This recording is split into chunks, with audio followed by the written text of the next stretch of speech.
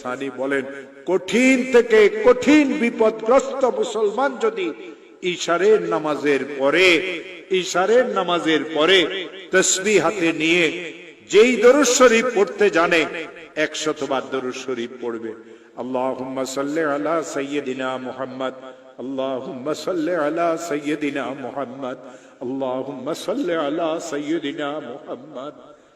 আর 499 বার পড়বে লা হাওলা ওয়ালা কুওয়াতা ইল্লা বিল্লাহ। একবার পড়বে লা হাওলা ওয়ালা কুওয়াতা ইল্লা বিল্লাহিল আলিয়্যিল আযীম। আবার 100 বার দরুদ শরীফ পড়বে, হাত পাতিয়ে বলবে, আল্লাহ আমি তো মামলা মোকদ্দমায় ফেঁসে গেছি। হাত পাতিয়ে বলবে, আল্লাহ আমার মেয়েগুলির তো বিবাহ হচ্ছে না।